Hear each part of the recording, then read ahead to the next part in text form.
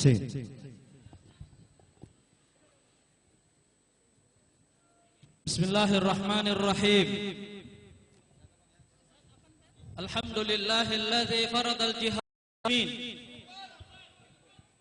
wa ja'alahu manata 'izzihim wa rif'ihim. Ashhadu an la ilaha illallah wahdahu la syarika lah.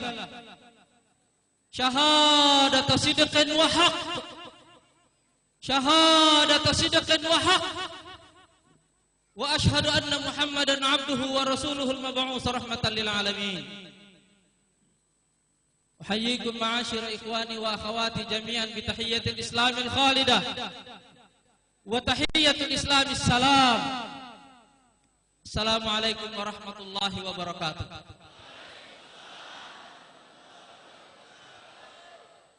Saudara-saudaraku semuanya, para pengurus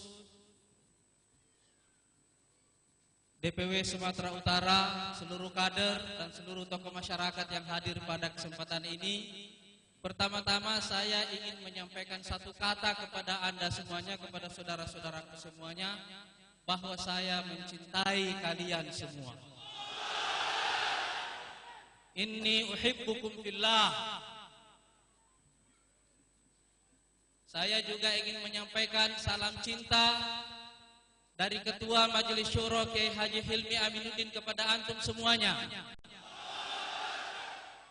Juga salam cinta dari saudara kita Presiden keempat PKS Al-Ustadz Lutfi Hasan Ishaq. Kita doakan semoga Allah memudahkan urusannya insyaallah. Saudara-saudara sekalian, saya berharap saudara sudah mendengarkan orasi saya pada saat saya diangkat menjadi Presiden PKS. Di situ saya menyebutkan ada 3 syarat. Saya ulangi, ada 3 syarat untuk keluar dari krisis, dari bencana, dari masalah, dari cobaan yang sedang kita hadapi saat ini. Yang pertama adalah al-isti'anatu billah, meminta pertolongan kepada Allah. Yang kedua adalah mempertahankan kebersamaan dan persaudaraan kita. Yang ketiga adalah bekerja keras. Pada kesempatan ini saya ingin menyampaikan 3 sumber inspirasi untuk keluar dari masalah ini. Saya ulangi kembali, saya ingin menyampaikan 3 sumber inspirasi untuk keluar dari masalah ini.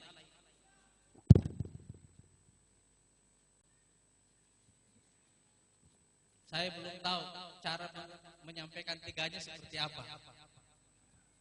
Begini atau seperti Messi? Kita belum tetapkan. Sumber inspirasi yang pertama ikhwan sekalian adalah kisah Nabi Yusuf. Waktu beliau dijebloskan oleh saudara-saudaranya ke dalam sumur. Anggaplah kita ini sedang berada di dalam sumur itu. Cobalah berimajinasi bahwa kita ini sedang ada di dalam sumur itu. Bedanya yang dulu dengan yang sekarang adalah waktu kita ada di dalam sumur, kita disyuting. Dan orang-orang satu republik menonton kita yang sedang ada di dalam sumur itu. Ya kan? Orang-orang satu republik menonton kita yang sedang ada di dalam sumur itu. Kalau kita ada di dalam sumur itu, manakah yang penting kita pikirkan? Komentar orang lain yang menonton kita yang sedang ada di dalam sumur, atau memikirkan nasib kita dan cara keluar dari sumur itu? Mana yang lebih penting? Keluar dari sumur. Ya kan? Kita keluar dari sumur.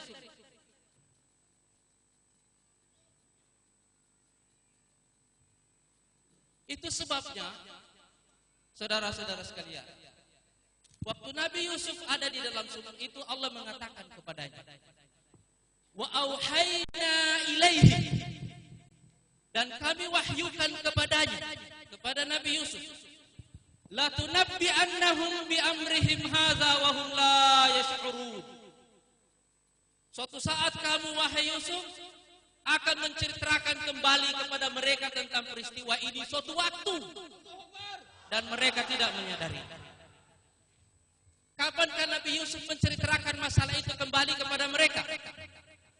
Waktu beliau akhirnya memimpin Mesir. Jadi apa hubungan antara sumur dan istana?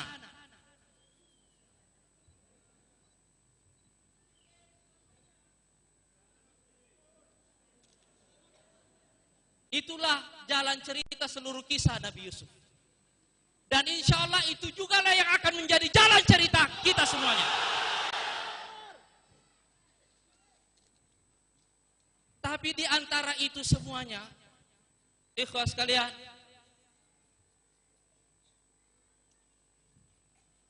terbentang satu cerita tentang karakter, tentang kekuatan tekad yang disebut kesabaran.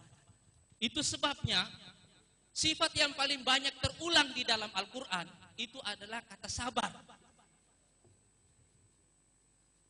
Dan kata sabar ini berhubungan secara langsung dengan makna kepemimpinan. Wa ja'alnahum a'immatan yahduna bi amrina lamma sabaru. Kami jadikan mereka sebagai pemimpin-pemimpin yang memberi petunjuk dengan urusan kami tatkala mereka itu sanggup bersabar. Lamma sabaru. Tahukah Anda berapa lama Nabi Yusuf bersabar? Dari sumur sampai ke istana? Menurut riwayat ada dua. Yang pertama 40 tahun. Yang kedua 80 tahun. 40 tahun itu bahasa Indonesianya sama dengan 8 kali pemilu. Insya Allah kita akan terus ikut pemilu. 80 tahun itu bahasa Indonesianya 16 kali pemilu. Insya Allah kita akan terus ikut pemilu.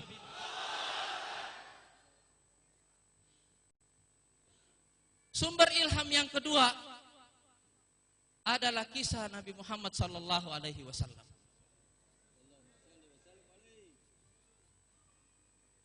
Di dalam kisah Nabi Muhammad ini ada 3 peristiwa.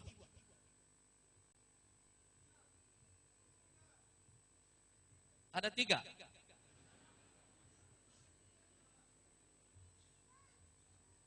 Peristiwa pertama adalah peristiwa wafatnya Khadijah dan Abu Talib.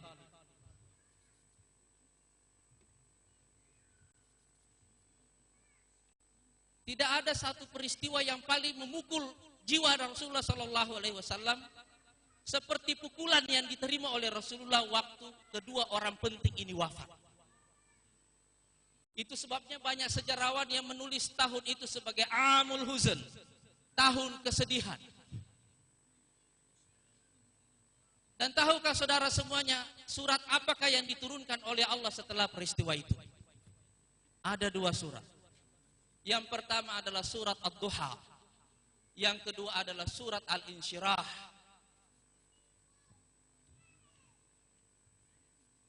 Coba kita ingat kembali isi surat Ad-Duha itu. Wad-duha wal-laili idza saja.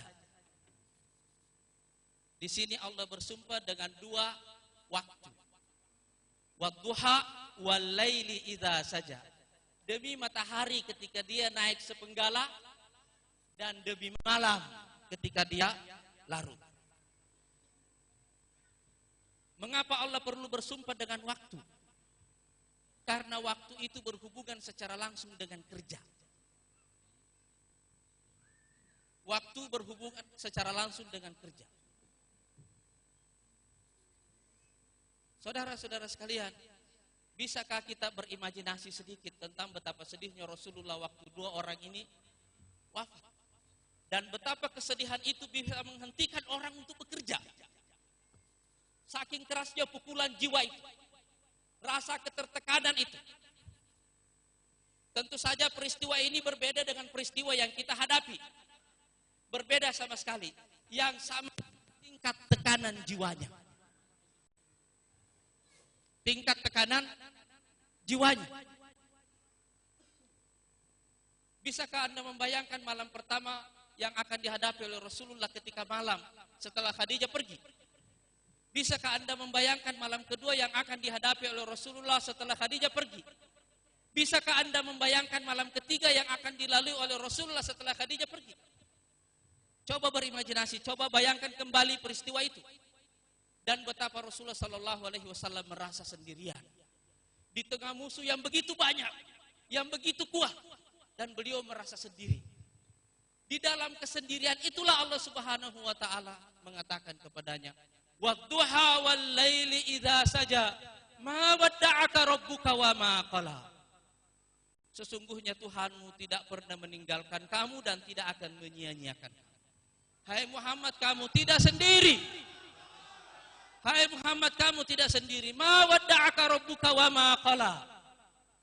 Allah tidak akan meninggalkan kamu seorang diri dan tidak akan menyia-nyiakan kamu. Walal akhiratu khairul laka minal ula.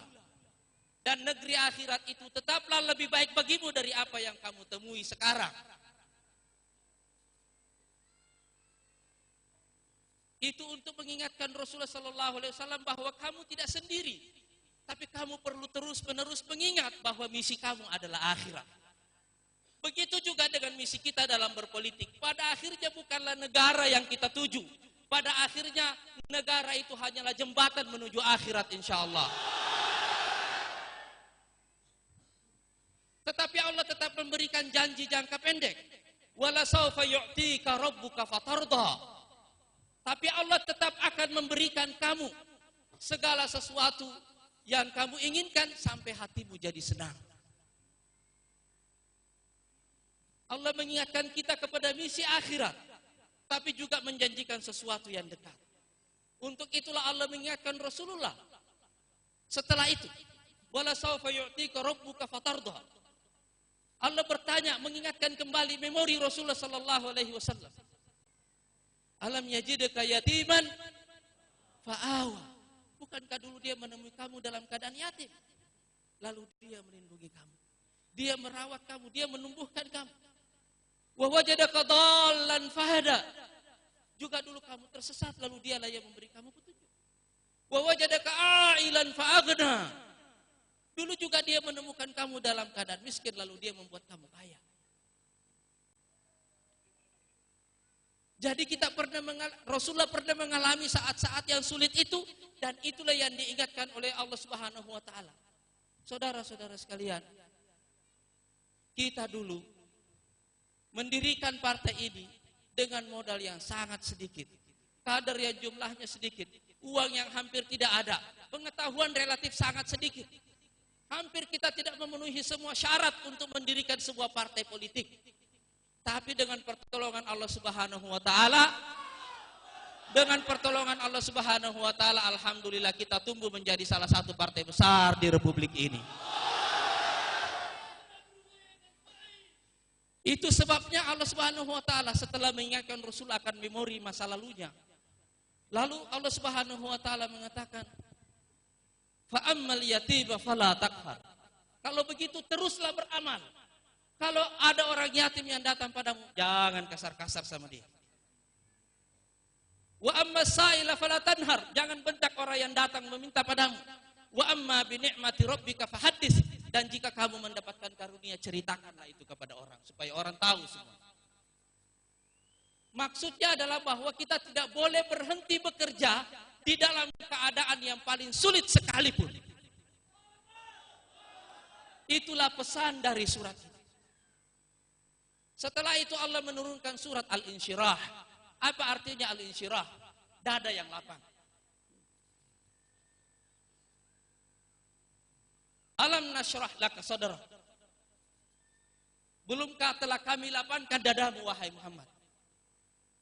Wa wada'na 'anka wizrak, lalu kami lepas beban itu dari punggungmu. Wa rafa'na laka dzikrak, lalu kami angkat namamu setinggi-tingginya. Saya mau mengulangi ayat ketiga ini. Wa rafa'na laka dzikrak, lalu kami naikkan namamu setinggi-tingginya.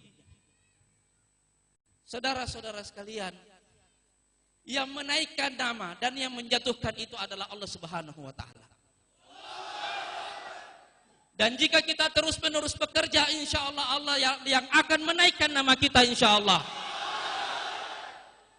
Itu sebabnya saya percaya bahwa momentum ini adalah momentum kebangkitan bagi kita semuanya, insya Allah. Anda biasa melihat ada logo seperti ini? Hah? Sekarang kita naik insya Allah. Sekarang kita naik insya Allah. Sekarang kita naik insya Allah. Sekarang kita naik insya Allah. Inilah momentum kita insya Allah. Lalu kemudian Allah mengatakan, mengingatkan kembali tentang kaidah kehidupan. Inna ma'al usri yusra, inna ma'al usri yusra. Fa idza faragta, jangan ada waktu kosong.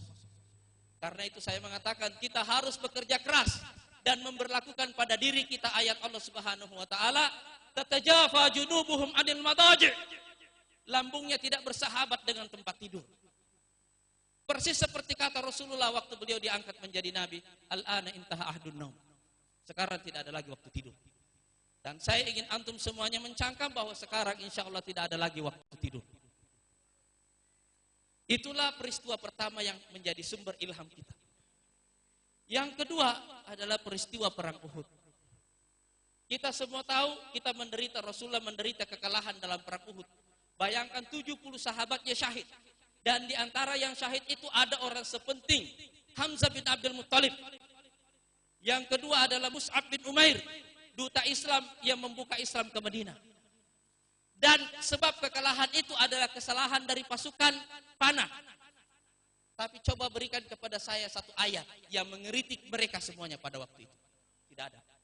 Kesalahan sudah terjadi, jangan pikirkan kesalahan itu. Lihat ke depan.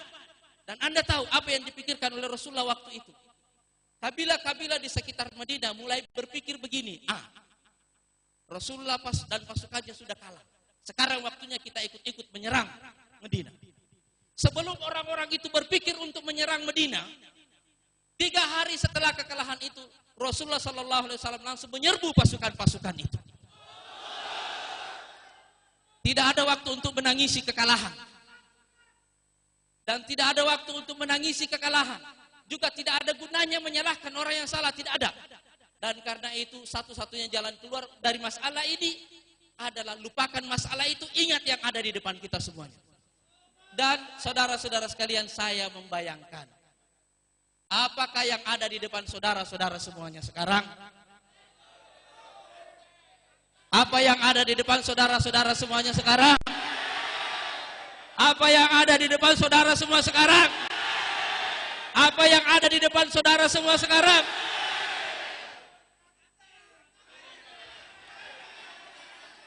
Mana yang ganteng?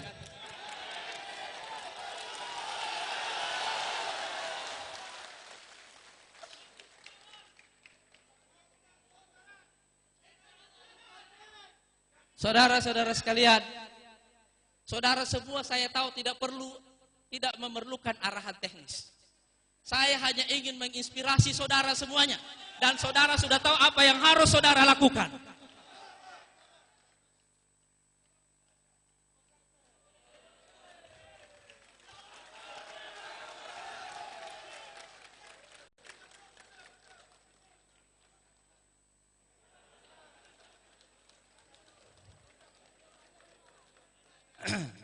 Saudara-saudara sekalian, sumber inspirasi yang ketiga dari kisah Rasulullah adalah peristiwa antara perang Mu'tah dan perang Yarmuk.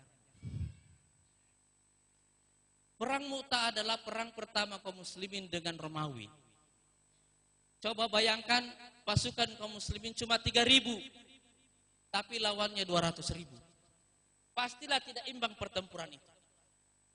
Akhirnya kaum muslimin mengalami masalah berat dalam situasi itu. 4 pimpinannya, komandan pasukannya syahid. Lalu kemudian ditunjuklah Khalid bin Walid menjadi komandan. Dan apa yang dilakukan oleh Khalid bin Walid?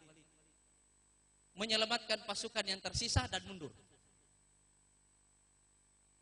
Waktu beliau kembali ke Madinah, orang-orang di Madinah salah paham. Kenapa mundur? Kenapa tidak maju? Walaupun pasukan harus habis. Karena itu anak-anak melempari Khalid bin Walid dengan batu, dianggap penakut. Tapi waktu itulah Rasulullah memberikan gelar kepada Khalid bin Walid sebagai Saifullahil Maslul, pedang Allah yang terhunus. 5 tahun kemudian, saya ulangi kembali, 5 tahun kemudian,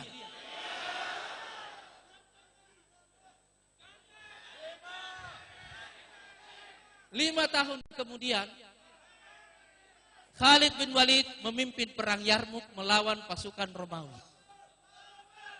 Jumlah pasukannya 36.000, pasukan Romawi 240.000. Dan alhamdulillah di tempat itulah Khalid membuktikan kemenangannya. Nah, saudara-saudara sekalian, saya membayangkan jarak antara Mu'tah dengan Yarmuk itu adalah jarak antara hari ini dan pemilu 2014 insya Allah. Hari ini dengan tahun 2014 insya Allah. Hari ini adalah Mu'tah, tahun 2014 adalah Yarmuk insya Allah.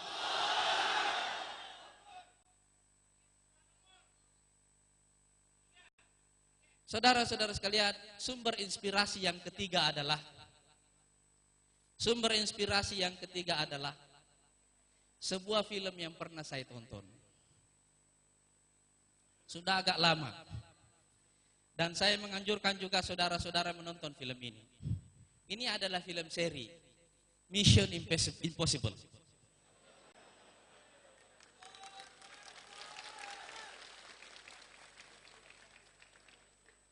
Film Mission Impossible ini seri keempatnya berjudul Ghost Protocol. Situasinya bagaimana jika Anda berada dalam situasi yang serba tidak menentu, rencana Anda dihancurkan oleh musuh semuanya, dan Anda tidak mengetahui apa yang sedang terjadi. Sebuah pertarungan yang sangat rumit, petanya tidak jelas, Anda tidak tahu siapa yang sedang Anda hadapi. Dan Anda tidak tahu bagaimana membuat perencanaan. Juga tidak akan mendapatkan backup. Tapi Anda tidak punya pilihan kecuali untuk menang. No plan, no backup, no choice. Ghost Protocol. Saya kira insya Allah kita semua akan keluar dari situasi ini dan kembali memenangkan Yarmuk pada tahun 2014 insya Allah dengan Ghost Protocol itu insya Allah. Bisakah saudara-saudara bekerja dalam situasi itu? No plan, no backup, no choice. Itulah Mission Impossible. Ya kan? Mission Impossible yang keempat. Kenapa keempat? Ini adalah pemilu keempat yang akan kita ikuti. Mission Impossible. Karena itu saudara-saudara sekalian, kita sudah mendapatkan inspirasi dari itu semuanya. Dari kisah Nabi Yusuf, dari kisah Rasulullah SAW, dan dari film ini. Saya ingin merangkum semua inspirasi itu dalam bait terakhir dari puisi Khairil Anwar. Luka dan bisa kubawa berlari, berlari hingga hilang pedih-perih. Aku masih mau hidup 1000 tahun lagi. Tahukah Anda berapa lama peradaban Islam memimpin dunia? 1000 tahun lebih. Saya ingin Anda mengikuti saya. Luka dan bisa kubawa berlari. Berlari hingga hilang pedih-perih. Aku masih mau hidup 1000 tahun lagi. Allahu Akbar, Allahu Akbar, Allahu Akbar, Allahu Akbar, Allahu Akbar, Allahu Akbar, Allahu Akbar, Allahu Akbar, Allahu Akbar, Allahu Akbar. Saudara-saudara sekalian, setelah saya menceritakan sumber ilham itu, saya ingin antum semuanya sering-sering mengucapkan doa ini. Allahumma alhimna. Ikuti, Allahumma alhimna. Allahumma arsyidna. Allahumma arsyidna. Allahumma saddidna. Allahumma saddidna. Allahumma qawwina. Allahumma qawwina. Wala tu'jizna. Wala tu'jizna. Wala tu'jizna. Wala tu'jizna. Wala tu'jizna. Wala tu'jizna. Wa waffiqna khassatan في مثل هذه اللحظات للعمل بما تحب وترضاه للعمل بما تحب وترضاه وجنبنا من الفتن والشبهات وحسن عاقبتنا في الأمور كلها وأجرنا من خزي الدنيا وعذاب الآخرة. Assalamualaikum warahmatullahi wabarakatuh.